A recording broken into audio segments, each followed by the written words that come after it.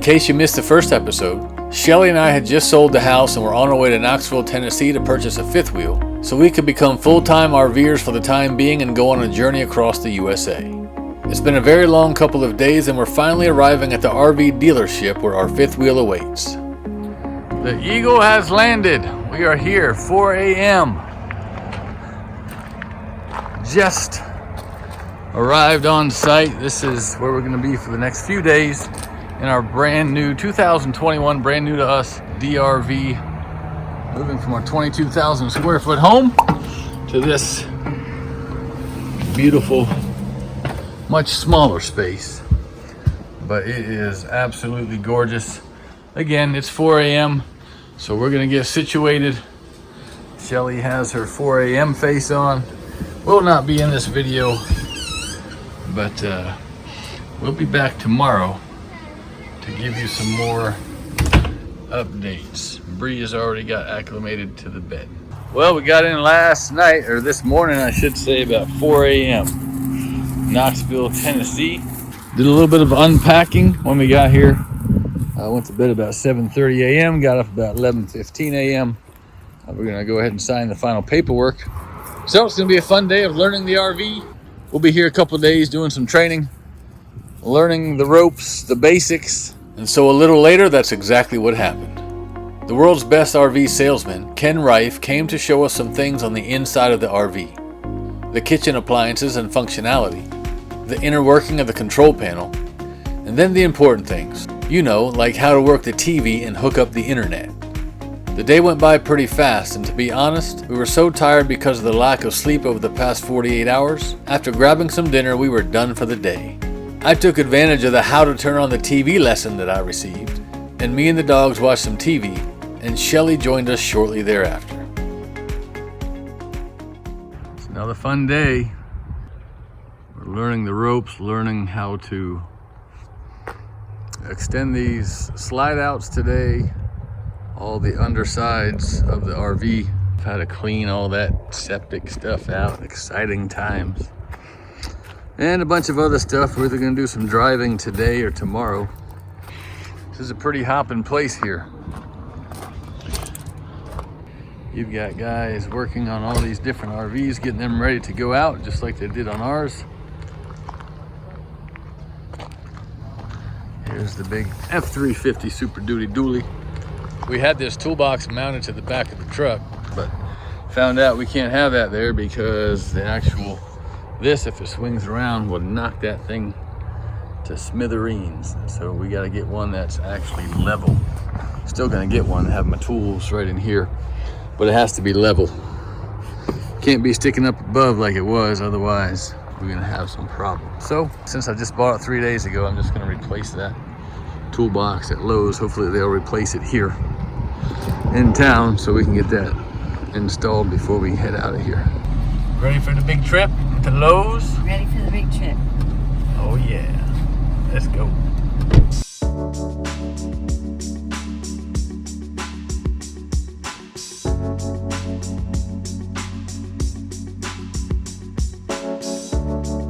Sorry about all these turns. Oh, that's okay. Thank you for being so quick and kind. There you go.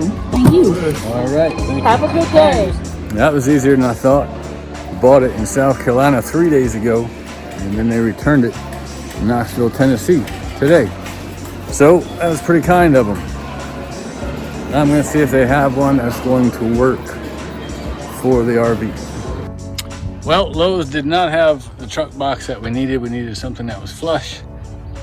So we went down the street to Tractor Supply and found pretty much the perfect fit for what we needed. That'll sit right there, and the DRV will not smash into it when we do some wicked turns, especially backing in. If you back in and have like a 45-degree angle or something crazy, it will not be taking the top of my toolbox off.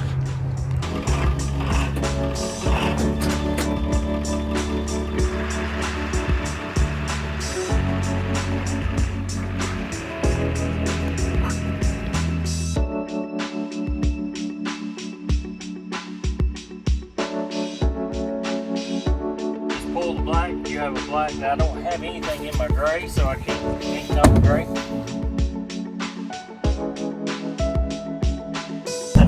What is this thing? BMW 25K buckets for Ford trucks.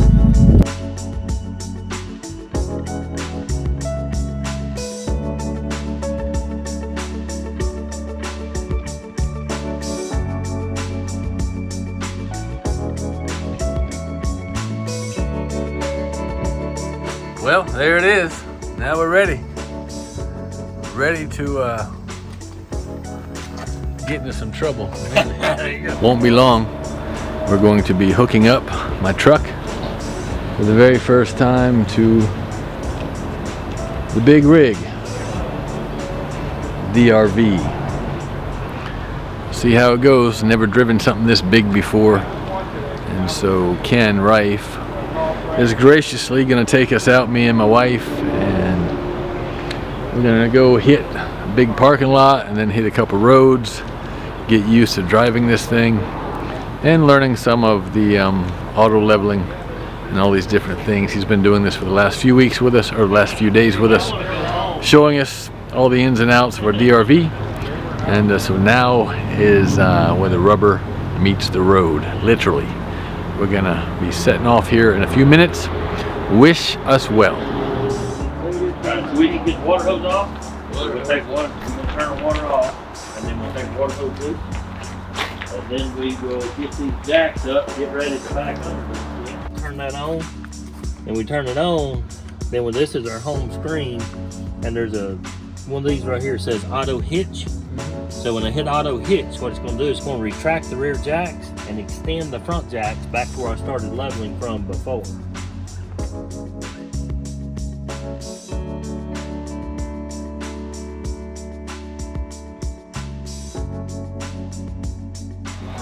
Come on, Bob. I like it. I like it. If it got any better than that, it'd be wrong. Beginner's luck. Yeah, hey, I'll take it. Hey.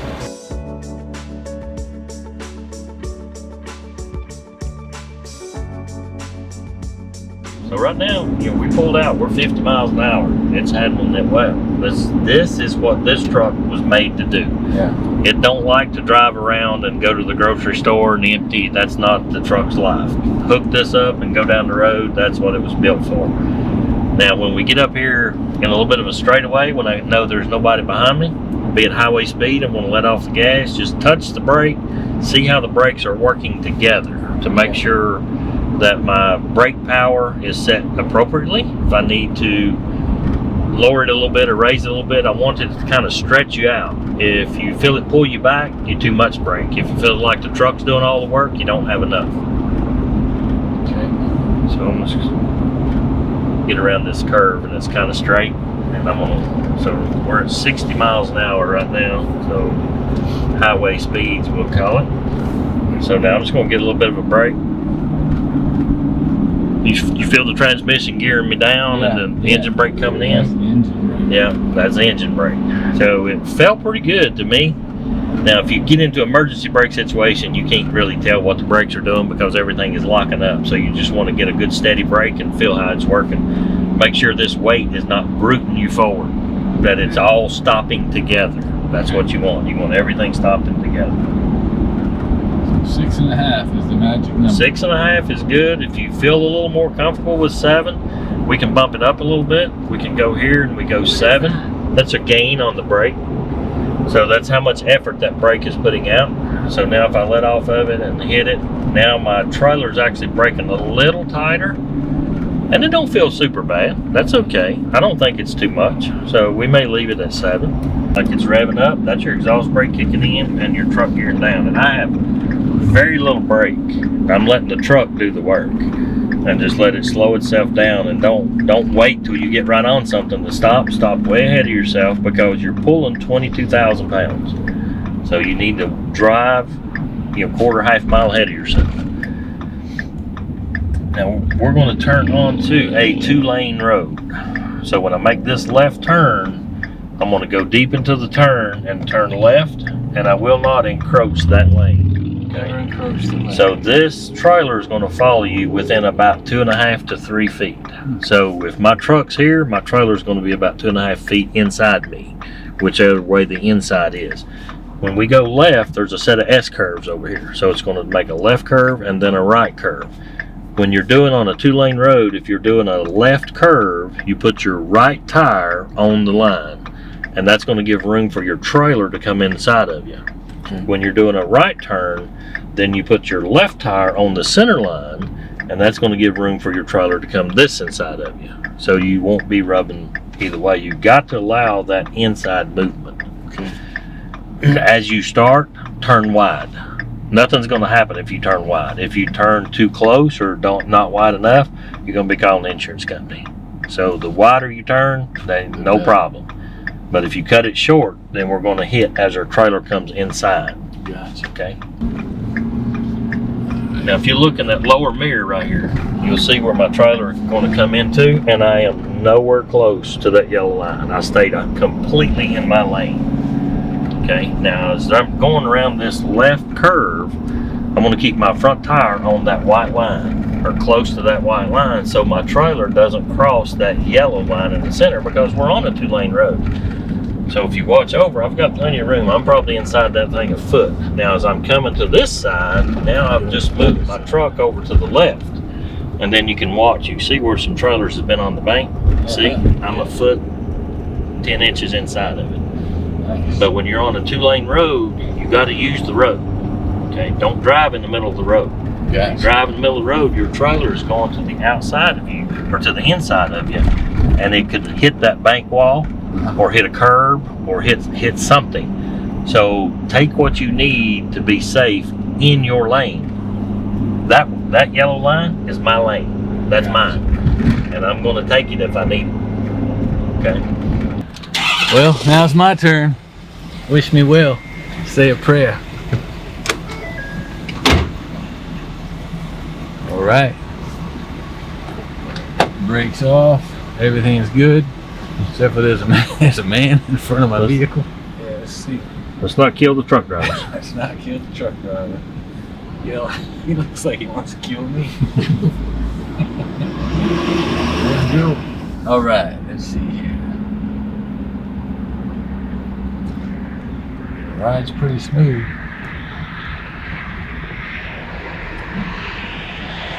So in this case, I go all the way to the white line. Don't go over. Yeah, go to the white line. Don't turn over. We're going to get in the right lane. When we can, we're going to work our way to the left lane, because we're going to get back on the interstate going west. All right. Just to see. So I take the white. Stay in. Get over now. So far, so good. I made it a 1/10 of a mile.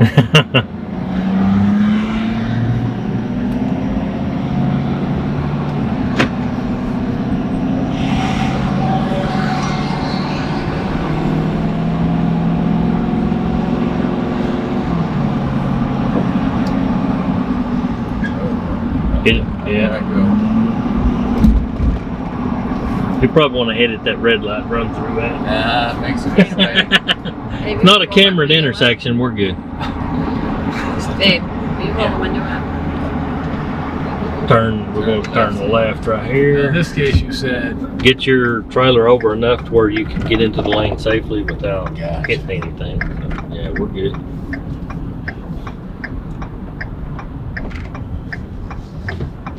man, I keep running these red lights. That one was yellow. I like it.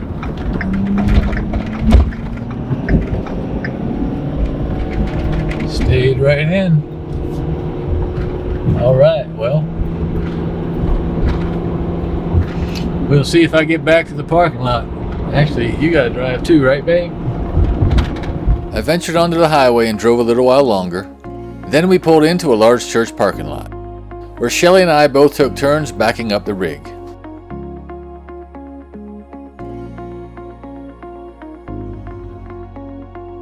Thing on a picture. You can come over here and stand beside it and I'll take y'all's picture.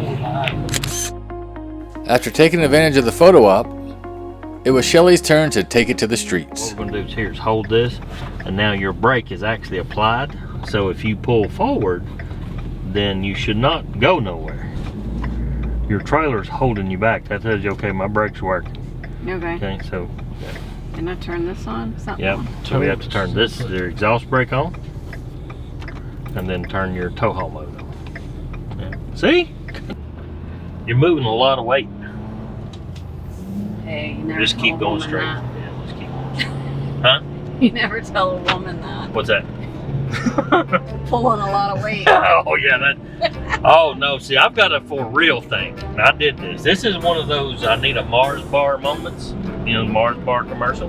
Cram your mouth full so you can't say something ignorant. I didn't have a Mars bar. So this is probably 10 years ago when Vicki and I got together. And she has told me this, so I'm not guessing this. I'm not saying anything out of the way, I don't think.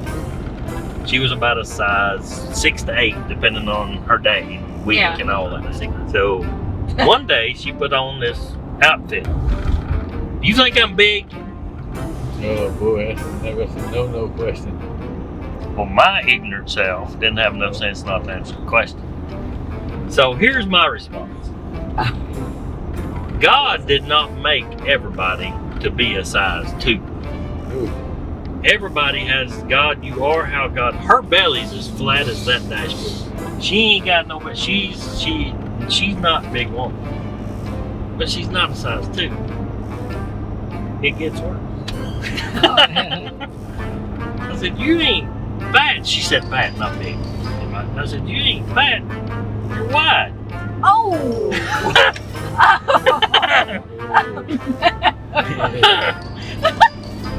10 years ago. She still sometimes. So, do I look wide today? How good are you on a tight metal bridge? Oh. This is going to be the bridge I take my drivers across when I was driving, because it's the only way back to the shop unless we do a U-turn and go back and get on interstate. Yeah, let's do it. It ain't nothing but a thing. It ain't nothing but a thing. When we turn left, remember, you've got a 42-foot camper behind you, so go into the intersection before you make your left turn. Okay? You have a green light. There's no shades of green. Go into the intersection. Yep.